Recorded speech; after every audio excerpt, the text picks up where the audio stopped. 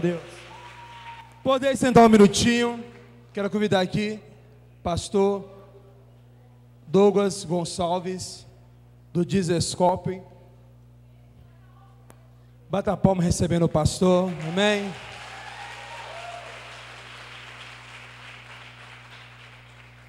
Amados, estou igual o Jó, só ouvia falar. Hoje tenho o privilégio de conhecer, amém? Amados, sexta-feira nós tivemos um momento ali, juntamente com a liderança do seminário Semear, na pizzaria PG, do meu amigo Fernando Uteiro, e foi um privilégio de receber o pastor. Tivemos um momento de coinonia.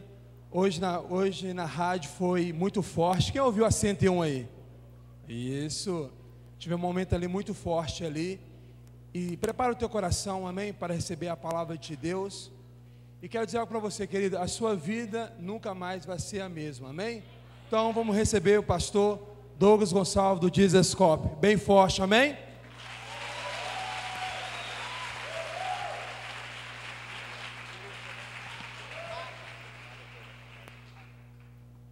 Feche seus olhos. Feche seus olhos onde você estiver aí.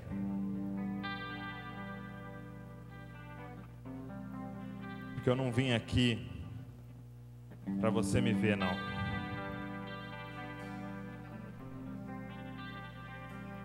Eu vim aqui para falar do nome que é sobre todo nome. Deus, Ele colocou uma habilidade em nós chamada criatividade. E Ele colocou isso em todos os seres humanos. Criatividade. Feche seus olhos. Que agora eu quero que você faça um exercício de imaginar. Eu vou ler aqui um texto que está na palavra de Deus. E enquanto eu leio, eu quero que você imagine essa cena que eu estou lendo. Nós vamos orar agora. Mas eu uso esse exercício para eu conseguir me concentrar melhor na minha oração. Eu gosto de imaginar que eu estou diante do trono de Deus. E Apocalipse capítulo 4 diz assim: depois dessas coisas olhei, e diante de mim estava uma porta aberta no céu. A voz que eu tinha ouvido no princípio falando comigo como trombeta disse: suba para cá e lhe mostrarei o que deve acontecer depois dessas coisas. Imediatamente me vi tomado pelo Espírito, e diante de mim estava um trono no céu, e nele estava assentado alguém. Aquele que estava assentado era de aspecto semelhante a jaspe e sardônio. Um arco-íris parecendo uma esmeralda circundava o trono, ao redor do qual estavam outros 24 tronos, e assentados neles haviam 24 anciãos. Estavam vestidos de branco e na cabeça tinham coroas de ouro. Do trono saíam relâmpagos, 7 lâmpadas de fogo, que são os 7 Espíritos de Deus. E diante do trono havia algo parecido com um mar de vidro, claro como cristal. No centro, ao redor do trono, havia 4 seres viventes, cobertos de olhos, tanto na frente como atrás. O primeiro ser parecia um leão, o segundo parecia um boi, o terceiro tinha rosto como de homem, o quarto parecia uma águia em voo. Cada um deles tinha 6 asas e eram cheias de olhos, tanto ao redor como por baixo das asas.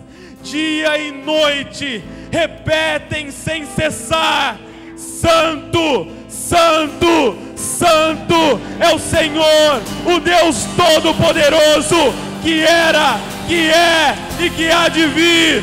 Santo, Santo, Santo é o Senhor Deus Todo-Poderoso, que era, que é e que há de vir. Santo, Santo, Santo é o Senhor Deus Todo-Poderoso, que era, que é e que há de vir. Jesus!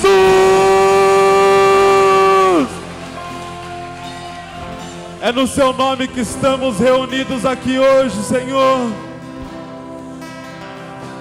É diante do nome de Jesus que estamos aqui hoje. Não existe outro nome, não existe outro nome na terra, no céu e em nenhum outro lugar digno de ser adorado a não ser o nome de Jesus Cristo.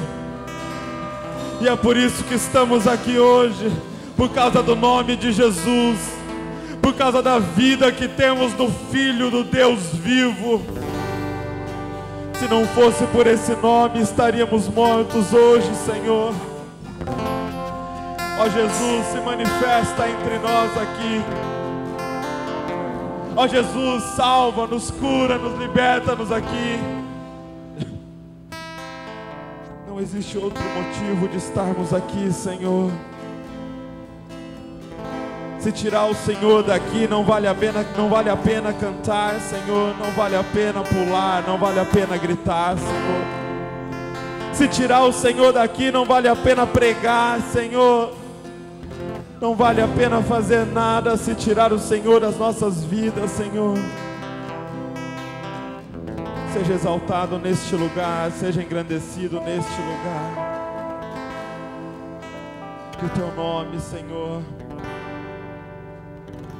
que o teu nome, Senhor, esteja sobre todos os nomes hoje aqui, Senhor. E que ninguém saia daqui lembrando de Douglas, lembrando de Jesus Cop, mas lembrando de Ti, Senhor. Que a gente diminua neste lugar e que Tu cresças, Senhor. É o que nós Te pedimos, de mãos dadas com Jesus, no nome de Jesus. Amém, Senhor. Amém. Quem é esse Jesus? Quem é esse Jesus? Essa é uma pergunta intrigante. Quem é esse Jesus? Essa é uma pergunta que está nos 4 evangelhos, feito por muitas pessoas. Quem é esse Jesus? Se você olha ali em Lucas capítulo 5, tem uma história muito conhecida, onde Jesus estava numa casa ensinando, e a casa lotou, e de repente vem 4 amigos carregando um paralítico, e não tem como entrar na casa, estava lotada, mas eles têm uma ideia: vamos subir em cima do telhado, abrir ali o telhado e descer o nosso amigo, hoje ele vai ser curado. E eles fazem isso. E quando eles descem aquele paralítico, Jesus vê aquela cena e diz assim para aquele paralítico: perdoados estão os seus pecados. E a Bíblia diz, Lucas 5:21, que os fariseus, os mestres da lei ali, olharam um para o outro e pensaram: quem é esse? Quem é esse tal de Jesus, que até perdoa pecados? Quem é esse? Isso acontece também em Lucas capítulo 7, quando Jesus está na casa de um outro mestre da lei, e ele está lá conversando, e de repente entra uma mulher, uma prostituta, uma ex-prostituta, e ela se abaixa aos pés de Jesus e começa a derramar um vaso de alabastro. Ela começa a derramar sobre os pés dele, ela começa a chorar, Ela começa a chorar aos pés de Jesus e lavar os pés de Jesus com suas lágrimas, e enxugar os pés dele com seus cabelos, e a beijar os pés deles. E Jesus também olha para essa mulher e fala a mesma coisa: mulher, perdoados estão os seus pecados. E todos ali, os convidados, se perguntavam: quem é esse? Quem é esse Jesus? Ou mais para frente, em Lucas capítulo 9, quando as notícias sobre Jesus, das curas, dos milagres chegam até Herodes, o líder da época, e Herodes chama os seus auxiliares e faz essa pergunta: quem é esse Jesus? Quem é esse que está fazendo essas coisas? E alguns falam que é João Batista, que ressuscitou. Ele falou: não, eu ranquei a cabeça de João Batista. Quem é esse Jesus? Quem é esse? Em Marcos capítulo 4, Jesus convida os discípulos para ir para o outro lado, e fala para eles: vamos entrar no barco, vamos para o outro lado.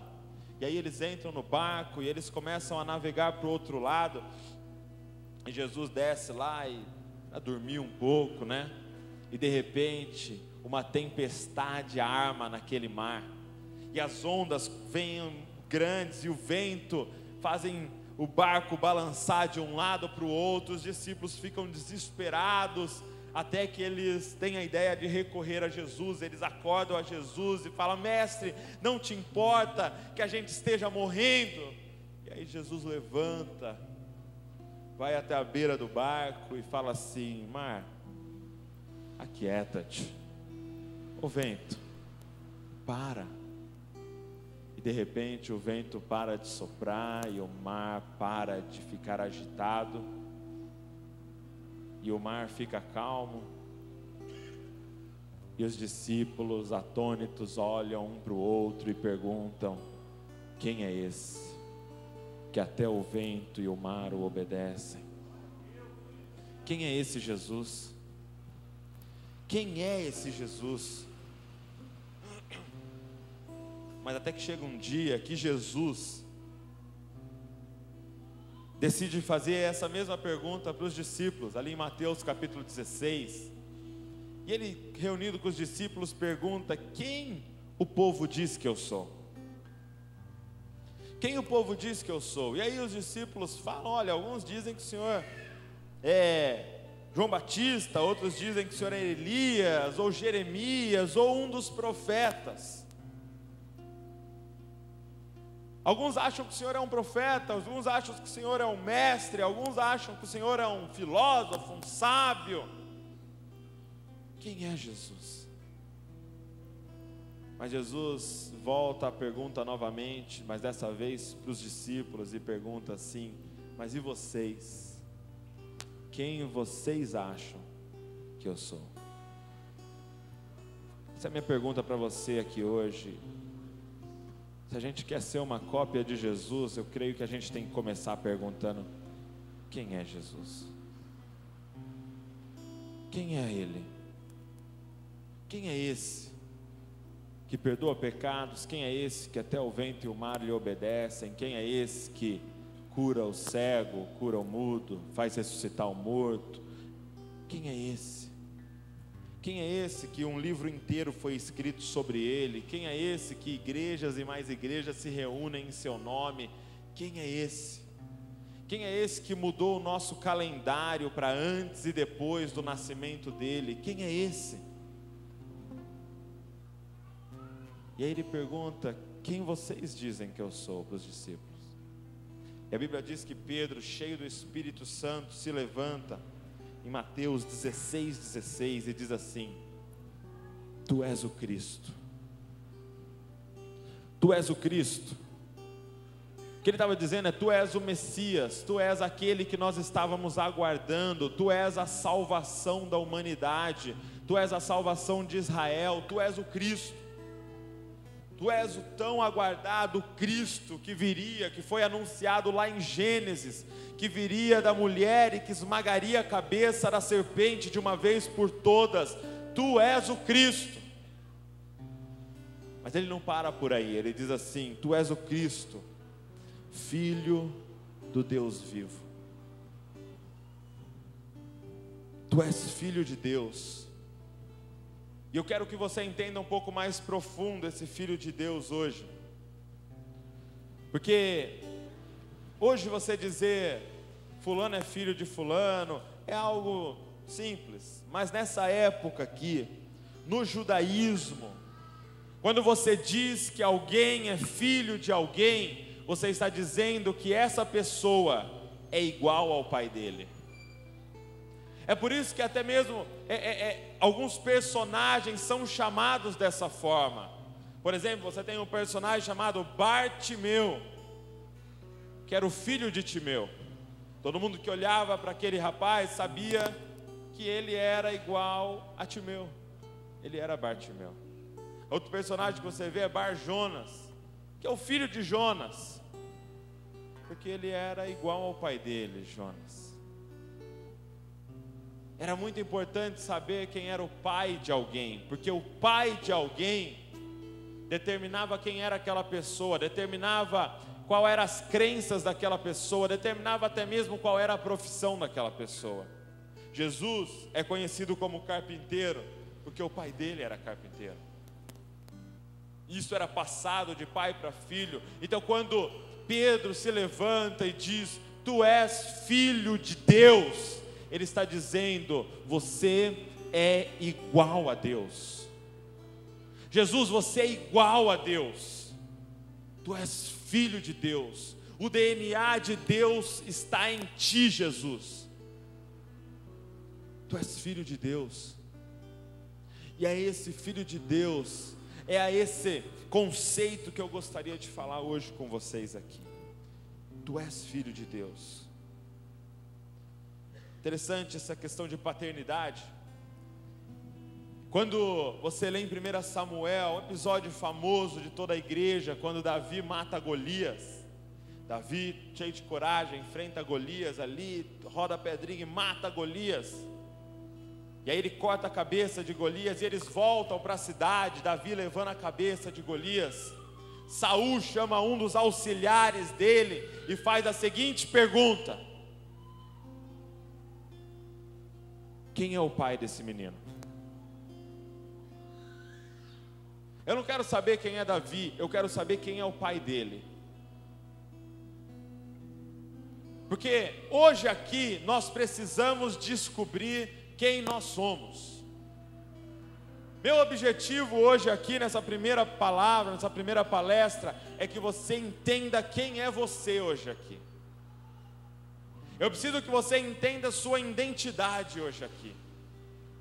Qual é a sua identidade? Você sabe o que é identidade?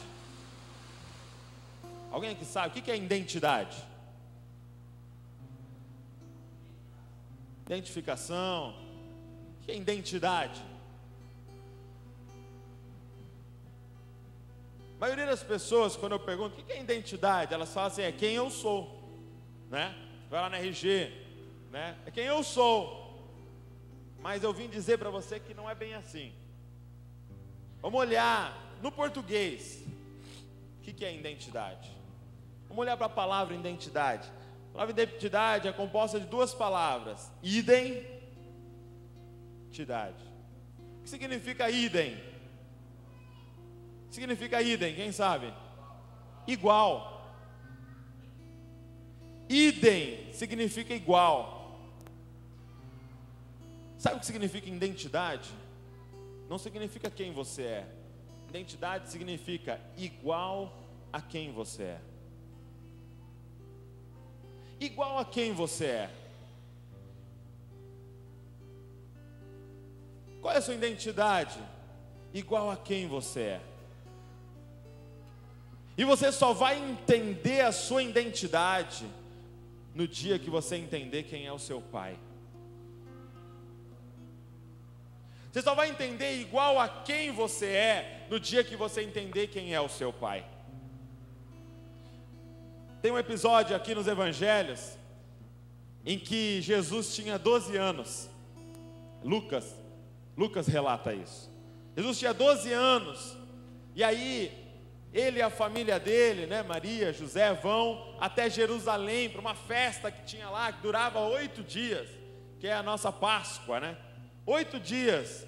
E aí Jesus vai com os pais dele para lá, termina a festa, e a família então volta. Provavelmente estava a família, estava amigos lá da região, e todo mundo volta caminhando. 2 dias caminhando, Maria e José percebem que Jesus não estava junto, e eles entram em desespero. Cadê Jesus?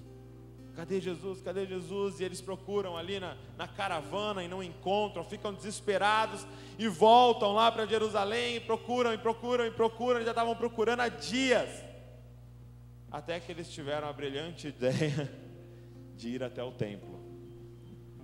E aí Jesus estava lá, no templo, e a Bíblia diz que ele estava discutindo com os mestres da lei. Ali estavam os caras mais eruditos, os caras mais conhecedores da palavra de Deus da época, estavam ali, e a Bíblia diz que eles estavam assim, estarrecidos da sabedoria daquele menino chamado Jesus. Mas é interessante que a mãe de Jesus, como toda mãe, chega desesperada e repreende Jesus. Jesus, não te importas que a gente estava te procurando há dias, você some desse jeito. E Jesus fica assim assustado, ele fala: me procurando há dias? Me procurando há dias? Aonde mais eu estaria, se não na casa do meu Pai?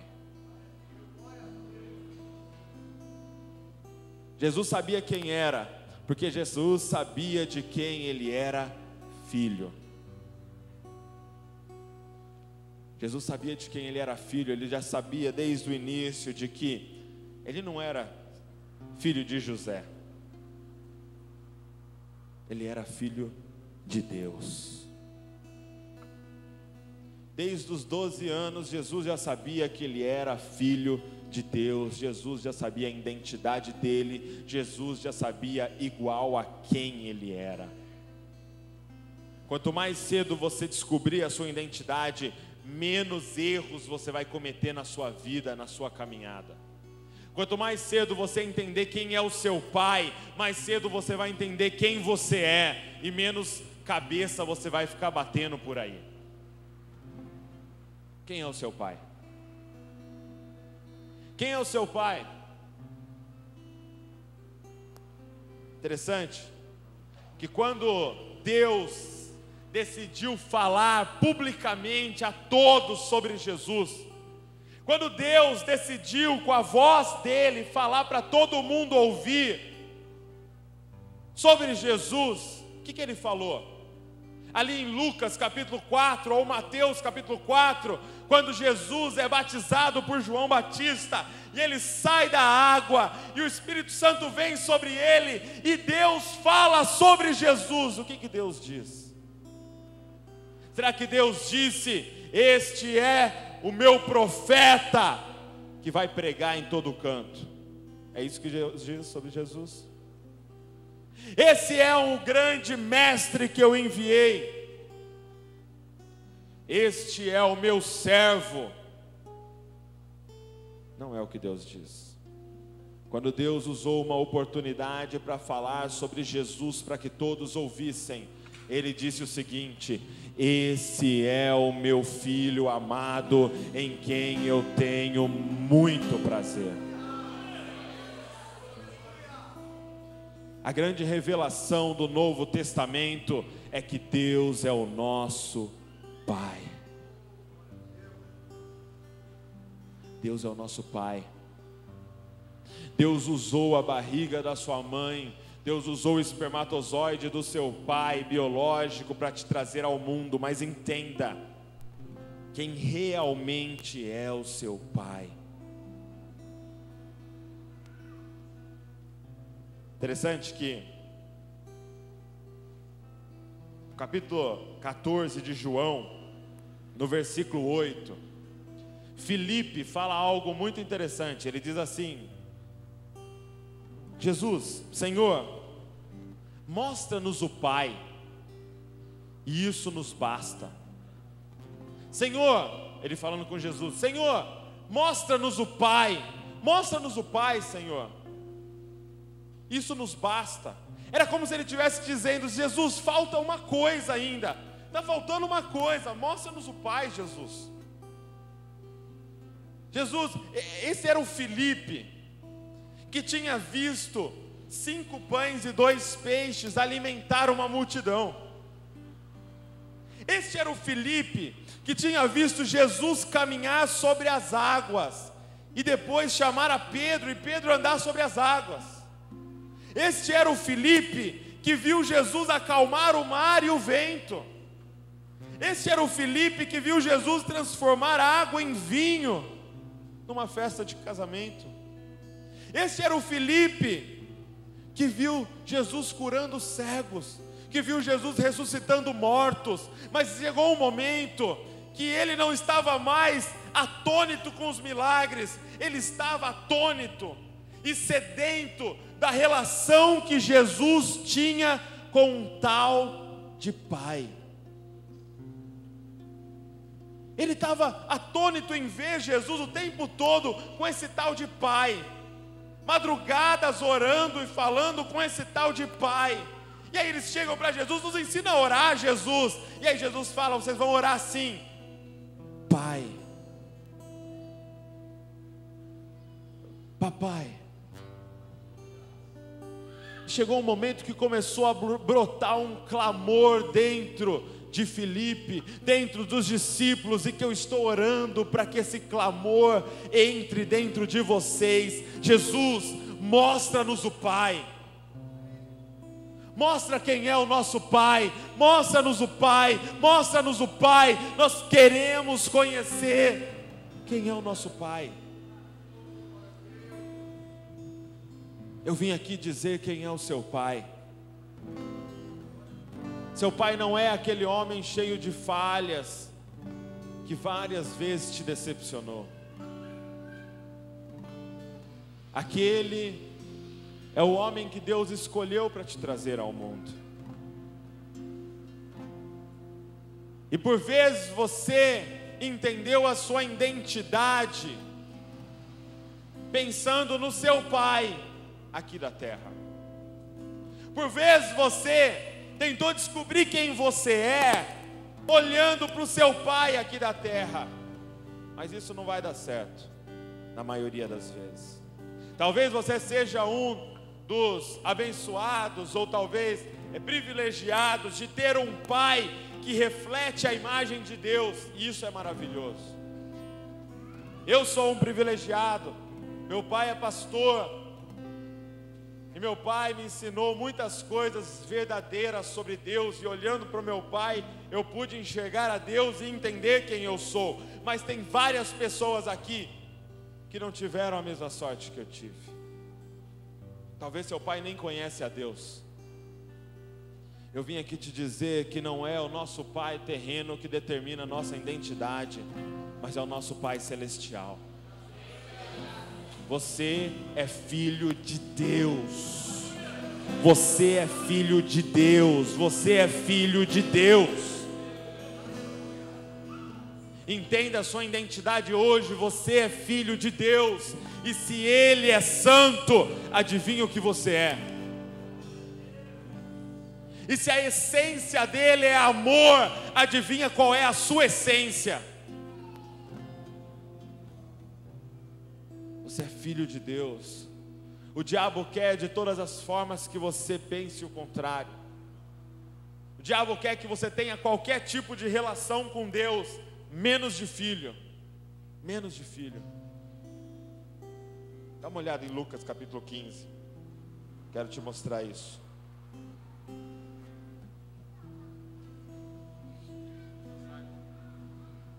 Passagem muito conhecida de vocês, versículo 11.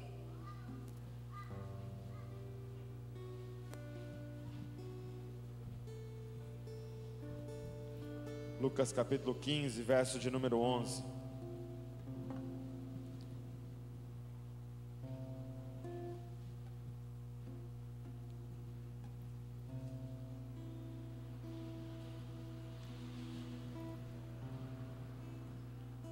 Queria compartilhar com vocês algumas coisas que eu aprendi com um amigo meu chamado Leandro Vieira, um pastor lá de Curitiba. Lucas capítulo 15, verso 11, diz assim: Jesus continuou: um homem tinha 2 filhos. O mais novo disse a seu pai: pai, quero a minha parte da herança. Assim ele repartiu sua propriedade entre eles. Não muito tempo depois, o filho mais novo reuniu tudo o que tinha e foi para uma região distante, e lá desperdiçou seus bens vivendo irresponsavelmente. Depois de ter gasto tudo, houve uma grande fome em toda aquela região, e ele começou a passar necessidade. Por isso, foi empregar-se com um dos cidadãos daquela região, que o mandou para o seu campo a fim de cuidar de porcos. Ele desejava encher o estômago com as vagens de alfarrobeira que os porcos comiam, mas ninguém lhe dava nada. Caindo em si, ele disse: quantos empregados do meu pai têm comida de sobra, e eu aqui morrendo de fome? Eu me porei a caminho e voltarei para o meu pai. Ele lhe direi: pai, pequei contra o céu e contra ti, não sou mais digno de ser chamado teu filho, trata-me como um dos teus empregados. A seguir, levantou-se e foi para o seu pai. Estando ainda longe, seu pai o viu, e cheio de compaixão, correu para o seu filho e o abraçou e o beijou. O filho lhe disse: pai, pequei contra o céu e contra ti, não sou mais digno de ser chamado teu filho. Mas o pai disse aos seus servos: depressa, tragam a melhor roupa e vistam nele, coloquem um anel em seu dedo e calçados em seus pés. Tragam um novilho gordo e matem-no. Vamos fazer uma festa e alegrar-nos, pois ele, meu filho, estava morto e voltou à vida, estava perdido e foi achado. E começaram a festejar o seu regresso. Lucas capítulo 15, Jesus está contando uma parábola, que a Bíblia aqui divide em 3, a parábola da ovelha perdida, a parábola da moeda perdida e a parábola do filho perdido, ou do filho pródigo. E é interessante que ele está aqui, Jesus está diante de 2 públicos, diante de 2 tipos de pessoas. Se você olhar o versículo 1, diz que ele estava ali falando para os publicanos e pecadores, guarda isso, publicanos e pecadores, e para os fariseus e mestres da lei.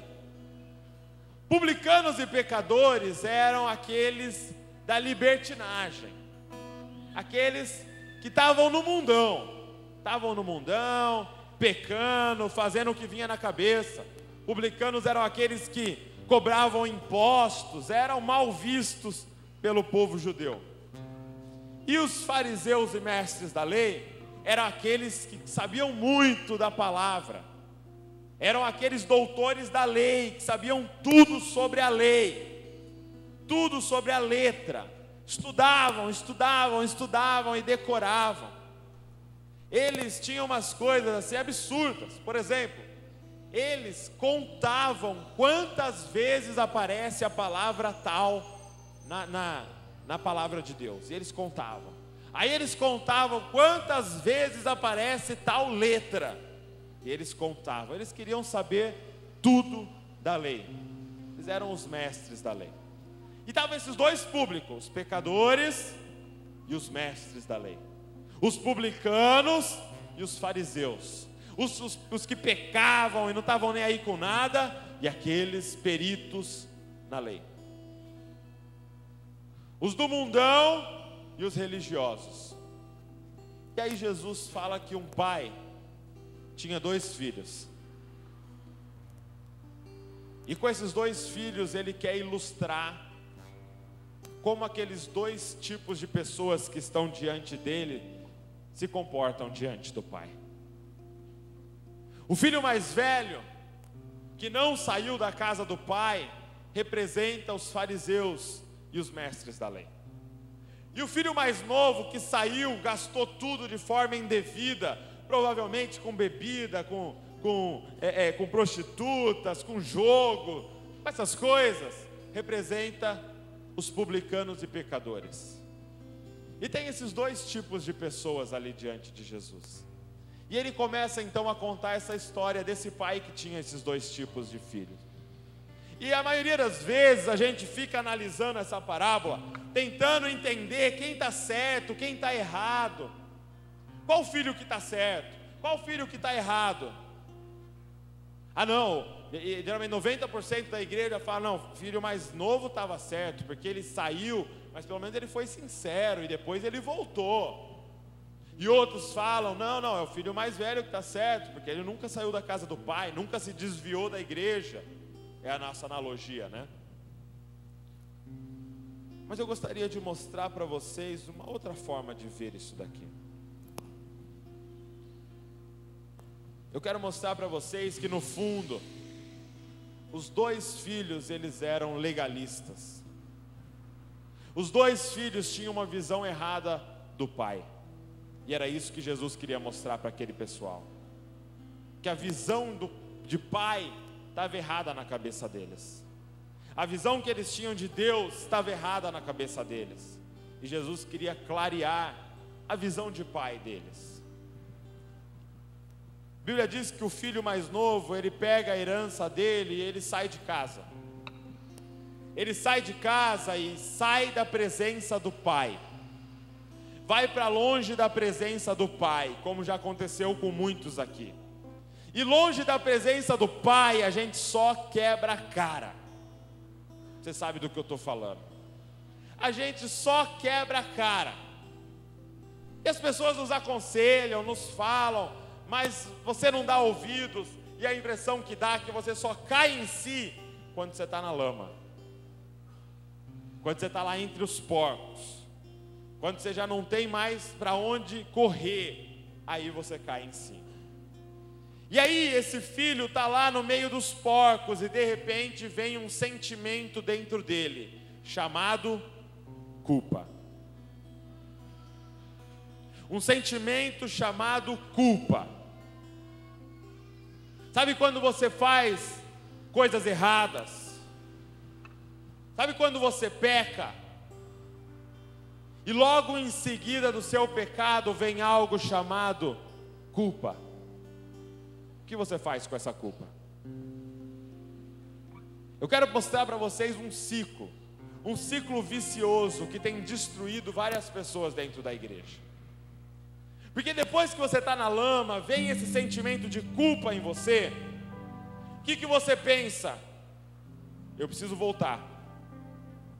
Eu preciso voltar para o pai, como esse menino pensou. Eu preciso voltar. E qual é a linha de raciocínio dele? Eu vou chegar para o meu pai e eu vou falar assim: pai, eu errei. Pai, eu pequei. Deixa eu fazer algumas coisas para o Senhor poder me perdoar. Pai, eu errei. Deixa eu trabalhar para o Senhor, para minha culpa ir embora. Pai, eu errei, deixa eu virar um servo teu e fazer bastante coisa para o Senhor, para minha culpa ir embora. Esse é o pensamento da maioria dos crentes dentro da igreja. Eu pequei, então eu preciso fazer alguma coisa para Deus. Quantos aqui, depois de terem pecado e estarem se sentindo culpados, oraram mais? Com sinceridade, levanta a mão. Oraram mais para pedir perdão para Deus? Quantos aqui leram mais a Bíblia? Foram mais na igreja? Isso se chama legalismo. É quando eu quero fazer alguma coisa para Deus, para merecer o amor dele. Eu preciso orar mais. Eu preciso ler mais a Bíblia, senão Deus vai ficar chateado comigo. Chama-se legalismo. Mas qual é o problema do legalismo? É que você então está lá, sentindo culpado, na lama, e aí você pensa, vou fazer alguma coisa para Deus me perdoar.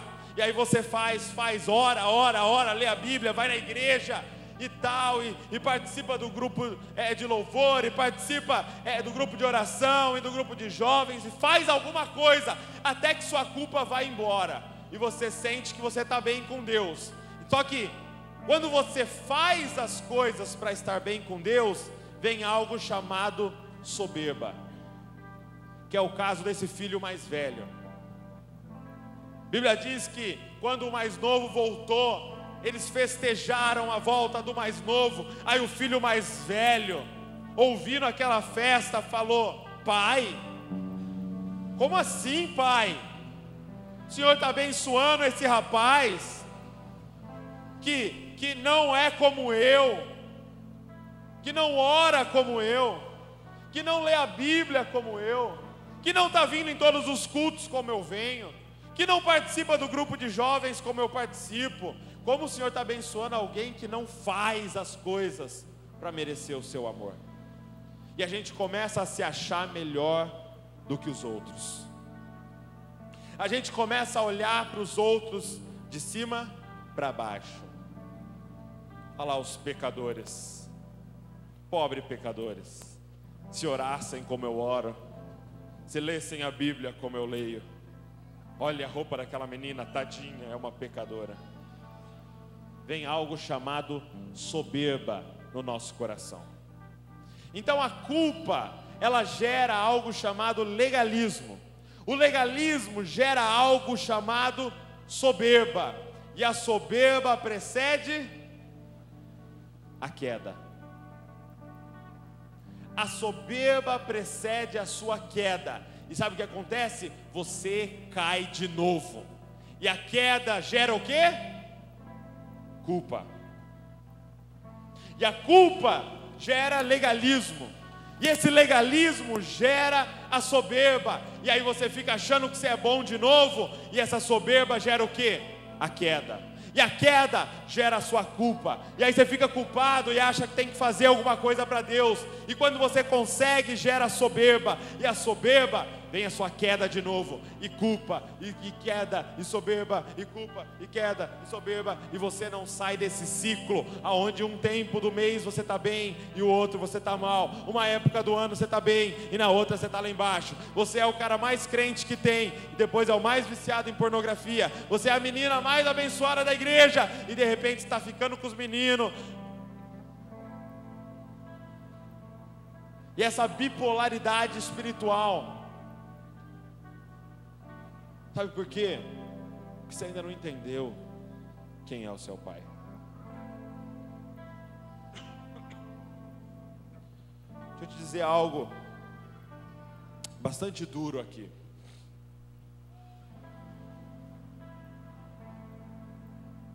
No versículo 17 de Lucas 15, diz assim: caindo em si, ele disse: quantos empregados de meu pai têm comida de sobra, e eu aqui morrendo de fome. Esse menino, quando estava na pior, não estava com saudade do pai dele, estava com saudade do pão que o pai dele dava. Esse menino, quando estava na pior, não estava dizendo que saudade do meu pai, estava dizendo que saudade de comer pão. E essa é a situação de muita gente dentro da igreja, que não está atrás do pai, está atrás do pão que o pai oferece. Esse é o problema. O problema é que não estamos como Filipe. Mostra-nos o Pai, Jesus. Estamos, Senhor, mostra-nos a carteira do Pai. Mostra-nos o que o Pai pode nos dar. E aí, queremos voltar para Deus como esse filho volta, dizendo assim: Deus, deixa eu trabalhar para o Senhor me dar alguma coisa. Deus, deixa eu fazer alguma coisa para o Senhor me abençoar. Senhor, me aceita como um dos seus escravos. Senhor, me aceita como um dos seus servos. Eu vim dizer para vocês hoje aqui que você não é servo de Deus. Você não é servo de Deus. Ele não quer você como servo. Você é filho de Deus. Ei, eu vim dizer para você que Deus não quer que você trabalhe para Ele. Ele não quer te pagar um salário. Deus quer te dar a herança dEle. Minha pergunta é: o que você prefere, meu irmão? Você prefere um salário de Deus? Você quer um salário de Deus? O que você quer? Sua casa própria? O que você quer? Você quer um carro, é isso? Você quer entrar numa faculdade? Deus não quer te dar um salário, meu irmão. Ele quer te dar a herança dele. A diferença entre filho e servo é que servo tem salário, filho é dono de tudo que o pai tem. Ei!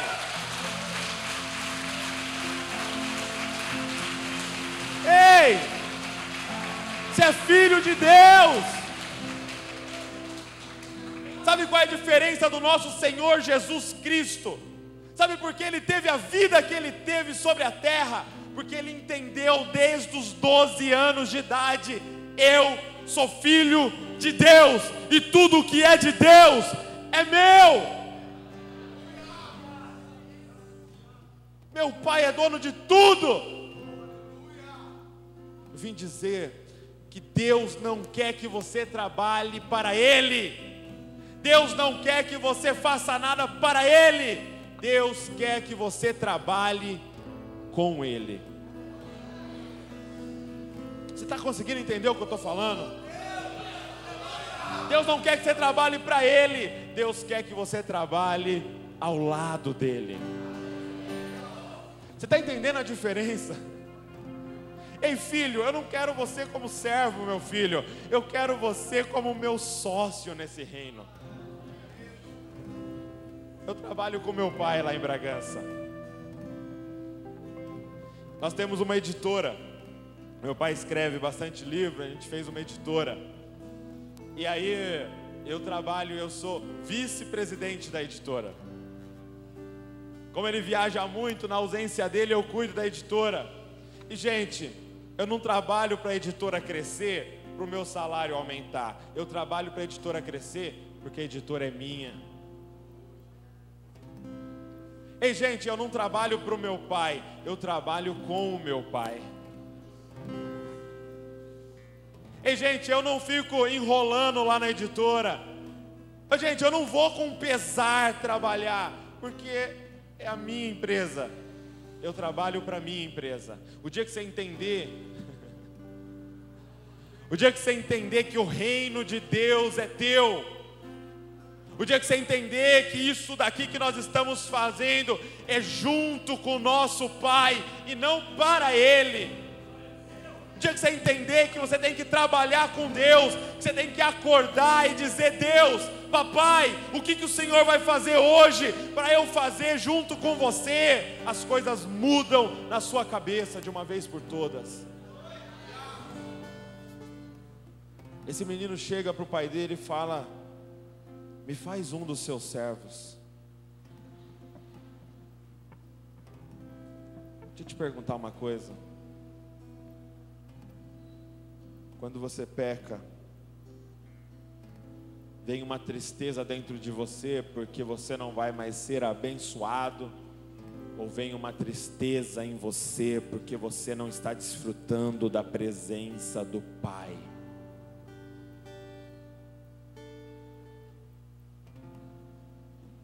Quando você peca, vem uma tristeza dentro de você porque você não vai mais poder fazer certa coisa na igreja, ou vem uma tristeza em você de saudade do seu pai. Sabe, gente, em Mateus capítulo 7, no verso 22, Jesus diz uma das palavras mais duras, ao meu ver. Ele diz que vai chegar pessoas diante dele no fim de tudo e vai dizer: Senhor, Senhor, em teu nome eu expulsei demônio, em teu nome eu curei enfermos, em teu nome eu limpei os leprosos, em teu nome eu trabalhei para o Senhor. E Jesus vai dizer: eu não te conheço. Afaste-se de mim, porque eu não te conheço. Ei, Deus não quer que você só faça coisas para Ele. Deus quer que você entre no seu quarto, feche a porta e conheça o Pai. Deus quer que você se relacione com o Pai, porque quando você entender quem é o Pai, você descobre sua identidade, porque você descobre igual a quem você é. Pai nosso que estás no céu, Senhor, mostra-nos o Pai. Senhor, mostra-nos o Pai aqui nessa tarde em Ipatinga, Senhor. Você precisa desconstruir na sua cabeça essa mentalidade de servo e entender que você é filho de Deus. Você não é servo de Deus em essência, você é filho de Deus que decidiu servi-lo. Você é filho de Deus. Você é filho de Deus. Você é um filho de Deus, você é uma filha de Deus. Sabe por que nós vivemos em santidade? Porque o nosso Pai é santo. Sede santos como eu sou santo. Viva de acordo com a vocação de vocês. Viva de acordo com o seu chamado. E qual é o nosso chamado? Filhos de Deus. Sabe por que você anda em santidade? Porque você imita o seu Pai. Porque você é santo. Por isso você vive em santidade. Ei, para de querer fazer as coisas certinhas para ser santo. Entenda que você é santo e começa a fazer as coisas certinhas. Está entendendo? Entenda isso. Isso vai mudar a sua vida se você entender. Você precisa acordar, olhar no espelho e dizer assim: ei, você é santo. E é por isso que nunca mais um cigarro de maconha vai entrar na sua boca. É por isso que nunca mais você vai colocar álcool na sua boca, ou você vai cheirar uma carreira de cocaína. Não porque eu vou fazer coisas para ser santo, mas porque eu sou santo, eu sou uma nova criatura, e o meu Deus não mente. E se Ele disse que eu sou, é porque eu sou. Eu sou. Está entendendo? Você está entendendo? Essa é a sua identidade. Você é filho do ser mais santo que existe e que já existiu e que irá existir. Você é santo. Você é uma nova criatura.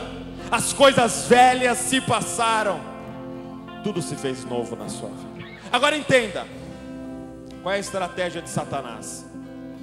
Satanás, vamos representar aqui que a santidade, quando você aceitou a Jesus, Ele te faz uma nova criatura. Isso é instantâneo. Vamos dizer que é como se Ele tirasse essa camiseta preta e colocasse uma camiseta branca em mim, tá? Então agora eu sou santo, tenho uma camiseta branca. Qual é a estratégia de Satanás? Eu quero que você entenda isso agora. Satanás, ele tem como se fosse um projetor. Tá vendo aquele projetor ali, ó? Como se fosse um projetor. E aí ele pega o projetor dele e joga e mira na sua camiseta branca. Então de repente você está caminhando e você olha para a sua camiseta branca e tem uma mancha. Você fala: bicho, não estou mais santo, estou sujo. Só que pior do que pensar estou sujo, ele quer que você pense: sou sujo. Toda a estratégia de Satanás é destruir a sua identidade, é confundir a sua identidade. Essa é a estratégia dele. Ele quer confundir a sua identidade. Um tempo atrás eu estava aconselhando um jovem, e ele me disse o seguinte: Douglas, eu saí, tinha 13 anos de idade, saí da escola e estava indo para o serviço, e nesse caminho um rapaz veio, me abordou, me enfiou no carro dele e me estuprou. Me estuprou, me levou lá, me deixou na rua lá de volta. Eu fui embora para casa chorando, não consegui contar para os meus pais, não consegui contar para ninguém. E agora fica vindo na minha cabeça assim, ó: será que você não é gay? Acho que você é gay. E fica vindo dentro de mim assim: olha, será que você não gosta de homem? Todo o trabalho de Satanás é para colocar uma falsa identidade dentro de você. Só que o pior é que esse projetor dele, ele consegue colocar o visual, você olha e você acha que você está sujo. Ele consegue ter acesso auditivo, ele fica falando na sua cabeça. E ele consegue mexer com as suas emoções. Então esse menino, por exemplo, às vezes ele via um rapaz e gerava uma emoção dentro dele, como se ele gostasse daquilo. Só que aquela emoção não vem dele, porque ele é santo. Aquela emoção vem de Satanás e da natureza caída dele. Agora a pergunta é: em quem você vai acreditar? Na palavra de Deus que diz quem você é, ou nas emoções que vêm na sua cabeça? Em quem você vai acreditar? Na palavra de Deus que diz quem você é, ou nos pensamentos que vêm na sua cabeça? Em quem você vai acreditar? Na palavra de Deus, do seu pai que diz quem você é, ou das imagens que você vê? E esses espíritos que ficam falando na nossa cabeça, eles fazem isso por tanto tempo, que chega um momento que você acha que aquela voz é sua. Satanás não fala assim na nossa cabeça: ei, você é gay. Satanás fala assim na nossa cabeça: eu sou gay. Satanás não fala assim na sua cabeça: você precisa usar droga. Aí você ia falar: que isso? O que é isso falando na minha cabeça? Não, ele fala assim, ó: eu preciso usar drogas. E você pensa que aquele pensamento é teu, mas não tem como aquele pensamento ser teu, porque você é santo. Qual é o grande lance? Quando vier um pensamento: eu preciso usar droga, eu preciso ver pornografia, eu preciso pecar, é você dizer: está repreendido em nome de Jesus, porque eu sou santo. Isso não é meu. Isso não é meu. Eu sou santo.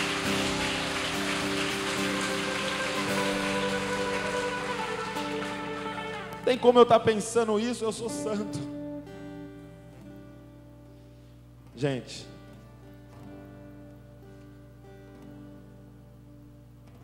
eu não vim aqui dizer que você precisa se tornar uma cópia de Jesus. Eu vim aqui dizer que você precisa descobrir que você é uma cópia de Jesus. Porque o mesmo Espírito Santo que estava em Jesus está dentro de você. Que é o mesmo Pai de Jesus, é o seu Pai. Jesus é o modelo perfeito para a gente olhar. Jesus é o Filho perfeito do Deus vivo. E nós somos os filhos que olhamos para o nosso filho mais velho, para o nosso irmão mais velho, e almejamos ser como ele. Nós somos cópias de Jesus sobre a terra. Nós somos cópias de Jesus sobre a terra, e nós podemos fazer tudo o que Jesus fez. Ele diz: se creres em mim, fará coisas iguais às que eu fiz, e ainda maiores fará. Você é uma cópia de Jesus, e Deus é o seu Pai. Ei, sabe como funciona a relação de pai e filho? Relação de pai e filho tem algo chamado amor incondicional. Esse é o amor que Deus sente por você. Amor incondicional. Eu tenho 2 filhos, uma filhinha de 3 anos e um filhinho de 1 ano, o Davi e a Luísa. E o Davi, ele nem fala ainda, ele tem 1 aninho, ele só sabe falar papá, mamá, e ele não me deu nada ainda. Davi não me deu nada. O Davi nunca contribuiu em nada para a minha vida no sentido financeiro, nada, nunca me deu nada. Na verdade, o Davi só gasta dinheiro. Davi tem alergia ao leite de vaca, eu tenho que comprar leite de soja para ele, R$40 a lata. Só gasta. E tem dia, para ajudar a minha esposa, que eu vou lá e dou banho no Davi. Um trabalho dar banho nele, porque agora ele quer pegar a torneira de qualquer jeito. Aí tem que ficar segurando e ele vai escalando você e dá banho nele. E aí você vai lá, coloca ele no trocador e troca ele, tudo direitinho, passa um perfuminho. Ele parece um lutador de jiu-jitsu para trocar ele, tentando virar o tempo todo assim, fica segurando ele e troca ele. Enquanto tá cheirosinho, tem dia que sabe o que ele faz? Faz um cocôzão na fralda, aquela coisa nojenta, e meleca tudo a fralda, até lá atrás do bumbum. Você acabou de trocar, estava com talquinho, estava tudo lindo. Agora sabe o que eu faço quando ele faz isso? Eu tiro a roupinha dele, eu tiro a fralda dele, e jogo a fralda no lixo, e fico com meu filho. Eu jogo a fralda no lixo, eu limpo ele e fico com meu filho. Eu nunca vou jogar o meu filho no lixo. Não sei se você está entendendo o que eu estou querendo falar para você aqui. Não interessa o tamanho da meleca que você fez, Deus nunca vai jogar você fora. Ele trouxe você aqui.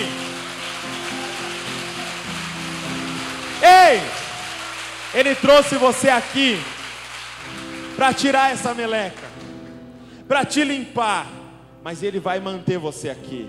E deixa eu te falar uma coisa, sem medo, se segunda-feira você fizer meleca de novo, Ele vai te limpar e vai te manter. Sabe por quê? Porque você é filho dEle, você é filho dEle, você é filho dEle, e Ele te ama incondicionalmente. Não interessa o tanto de erro que você cometer, porque o amor dele não está ligado ao seu acerto, o amor dele não está ligado ao tanto que você ora, lê a Bíblia, vai na igreja ou a roupa que você usa. O amor dele é porque você é filho amado dele, em quem ele tem muito prazer. Você é santo, você é perfeito, você é justo, porque você é lavado e remido pelo sangue do Filho precioso dele. Ele te ama, ele te ama, ele te ama, e nada que você fizer pode mudar o amor dele por você. Você é um filho de Deus. Você é um filho de Deus. Se coloque de pé no seu lugar.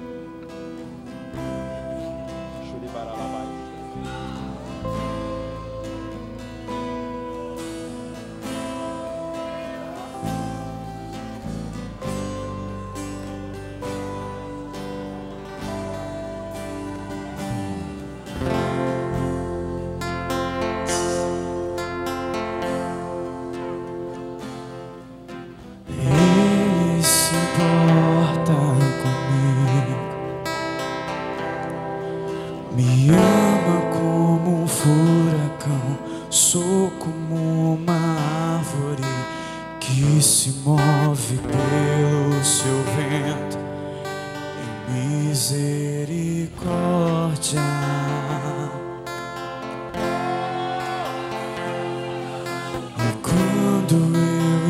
esqueço de minhas aflições ofuscadas por sua glória. Posso perceber o quão lindo tu és e quão grande os seus afetos por mim. Oh, como Ele nos ama tanto. Oh, como Ele nos ama. Como Ele nos ama tanto.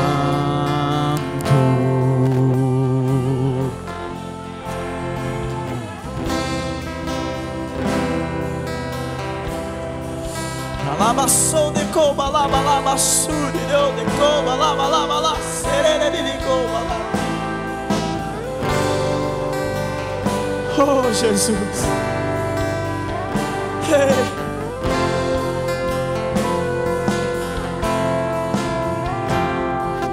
Ele se importa comigo,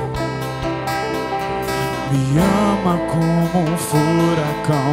Sou como uma árvore que se move pelo seu vento em misericórdia.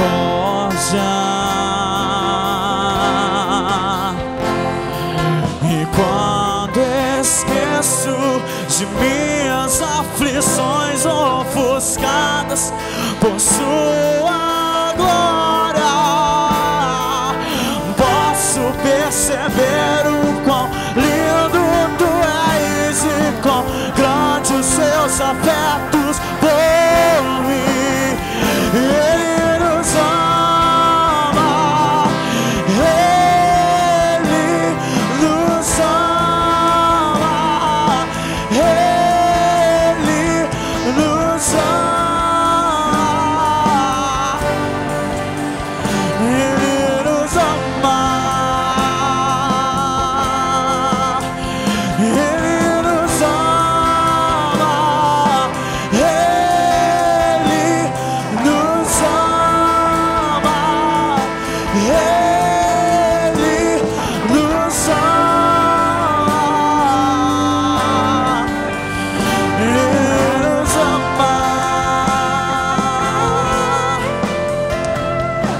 Ele é o nosso galardão e nós somos sua porção, atraídos para sua redenção.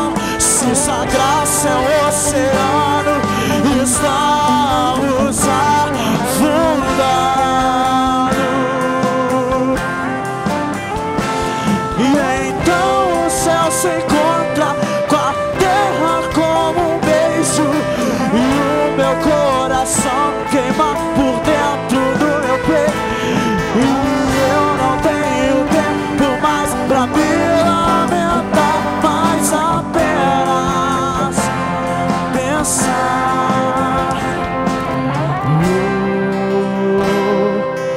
Como Ele nos ama tanto. Como Ele nos ama, como Ele nos ama tanto.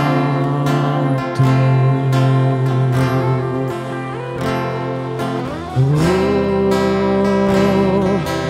como Ele nos ama tanto. Oh, como Ele nos ama, como Ele nos ama. Seja cheio do Espírito Santo, querido. Alabação.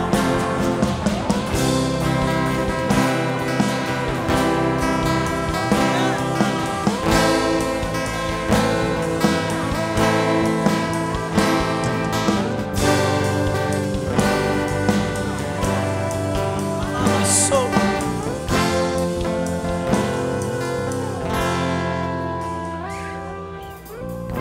Glória a Deus. Se hoje você é um filho que precisa voltar a desfrutar a presença do Pai, ou se hoje você quer começar a desfrutar a presença do seu Pai, sai do teu lugar e vem aqui na frente, vamos orar juntos aqui. Sai do teu lugar e vem aqui à frente, vamos orar juntos aqui. Ou se você quer o colo do seu Pai, se você quer esse amor, sai do teu lugar e vamos orar juntos aqui. Oh Deus, ó Deus, ó Deus, ó Deus, cadê os seus filhos, Senhor? Os teus filhos amados, Senhor. Sai do teu lugar, não deixa que nada te segure. Oh, nós queremos a presença do Pai. Ó Senhor, mostra-nos o Pai, mostra-nos o Pai, mostra-nos o Pai. Nós precisamos desse Pai, Senhor. Nós precisamos desse Pai, Senhor. Desse Pai bom, desse Pai de amor, Senhor.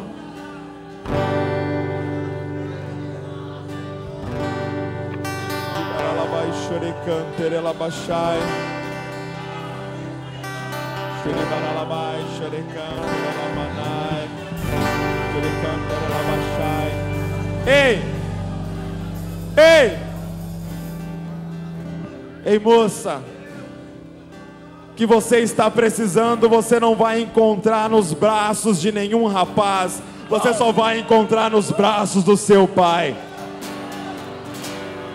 Ei, rapaz, o que você está precisando, você não vai encontrar nesses sites que você está acessando, você só vai encontrar no seu Pai. Nenhuma balada vai te dar o que você está precisando, porque é só o seu Pai que tem o que você está precisando. Você precisa se relacionar com o seu Pai. Deus, Papai, eis-nos aqui, Papai.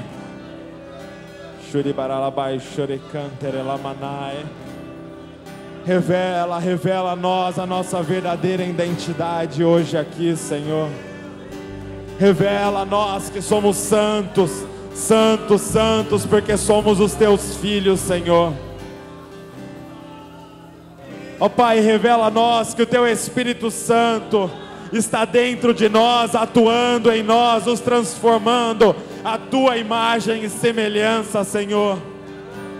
Trabalhe em cada filho teu, ó Pai, toda mentira que Satanás plantou dentro deles, que caiam por terra em nome de Jesus. Pai, que eles aprendam a identificar quando é o diabo falando dentro deles, Pai, e quando é o teu Espírito Santo, Pai. Ó Papai, acolhe os teus filhos, abraça os teus filhos, abraça os teus filhos, ó Pai, que eles sintam o teu amor, inunda-nos com o teu amor, inunda-nos com o teu amor, Senhor.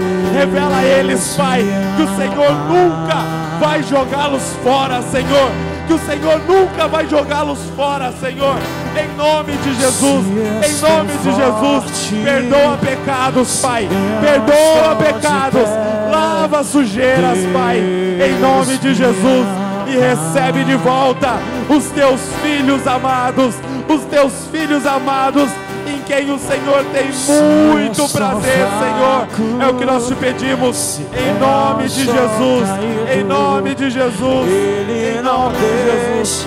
Ele não deixa de me amar, não, não. Sem o seu amor, sem o seu perdão, o que seria de mim?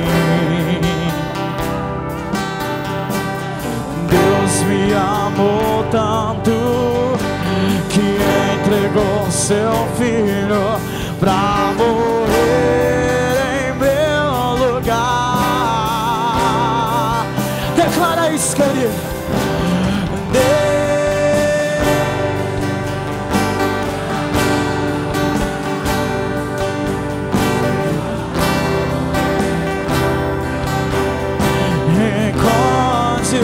Incondicional,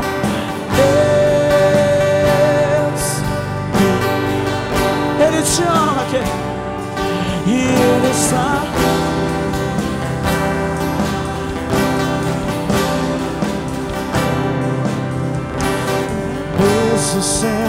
assim, pobre pecador.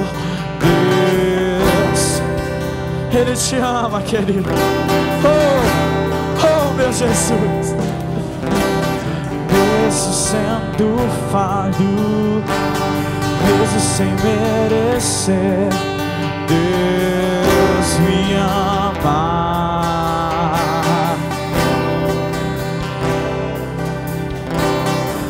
Se estou forte, se eu estou de pé, Deus me ama.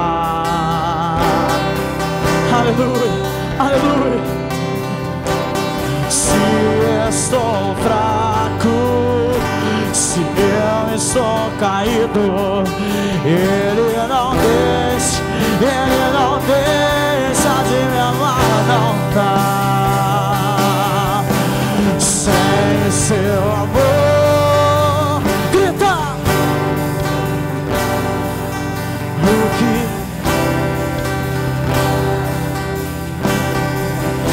Ele te amou.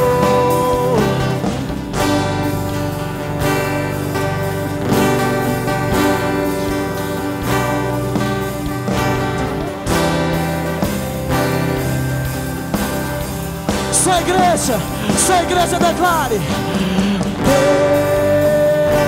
Deus e o seu amor, e o seu amor,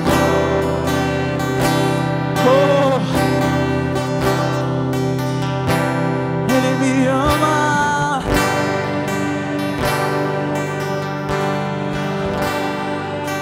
E Ele está todo dia, Deus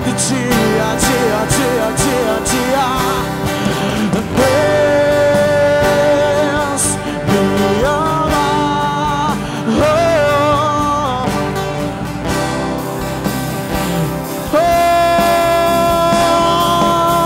Jesus.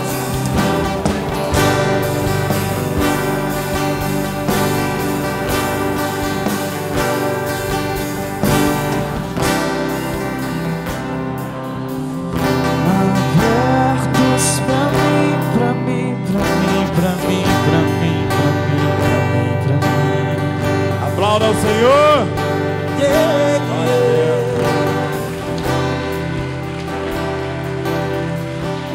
Glória a Deus.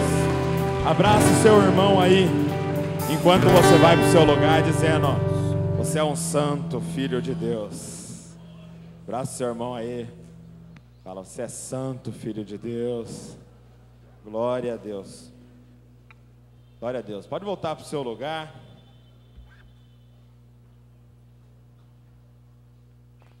Deus é maravilhoso. Glória a Deus. Queria agradecer ao pastor Vomer, ao Rodrigo, a Elide. Queria agradecer ao pastor João por ter emprestado o templo, a pastora Márcia, né, que é a coordenadora geral. Agradecer a todos da liderança, a todos os voluntários, e agradecer a oportunidade de vir aqui a Ipatinga ministrar. Uma honra muito grande para mim, e essa abertura aí para o projeto que Deus colocou no nosso coração. Quero apresentar só algumas coisas que eu trouxe do projeto. Trouxe a Bíblia do projeto. Para quem iremos, se só tu tens as palavras de vida eterna? Compre, mergulhe nesse livro, ele vai mudar a sua vida. A Bíblia do projeto lá, tem lá atrás. E tem alguns DVDs de mensagem que eu trouxe aqui. Ouse subir a montanha, uma mensagem poderosa, se chama Os Jovens aí, de toda a igreja, para o compromisso. Foi gravada lá na nossa igreja. Que casamento curado, como tem um pessoal aqui já casado, casamento curado, esse DVD é muito bacana. Eu falo daqui sobre 3 doenças que podem afetar o casamento. Já vou falar as doenças. É casamento obeso. Será que seu casamento está obeso? Casamento com mal de Parkinson e casamento paralítico. Aí eu falo dessas 3 doenças que afetam o casamento e a cura de Deus para o casamento. Como construir o céu na sua casa. Estilo de vida Jesus Cop. É muito bacana essa mensagem. Estilo de vida Jesus Cop. Aí tem a camiseta, igual a que eu estou usando. Made for heaven, né? Feito para o céu. Você foi feito para o céu, meu irmão. É só um tempinho que você está passando aqui, tá? Tem baby look e tem camiseta masculina. Essa aqui é Estamos em Guerra contra o Pecado. Você precisa usar essa camiseta lá na sua faculdade, na sua escola. E essa última aqui é Love Soldier, Soldados do Amor. Nossa arma mais violenta que Deus nos deu chama-se amor. Somos soldados do amor. Tem também lá a pulseira do Jesus Cop, tá bom? Para você usar no seu braço aí. Tem também umas correntinhas também feminina e masculina. Várias coisas do projeto lá, para você lembrar do projeto. Lembrar que você é uma cópia de Jesus, que você é santo. E você também abençoa nosso ministério, nos ajuda a continuar prosseguindo aí e anunciando a palavra do Senhor. Amém? Deus abençoe.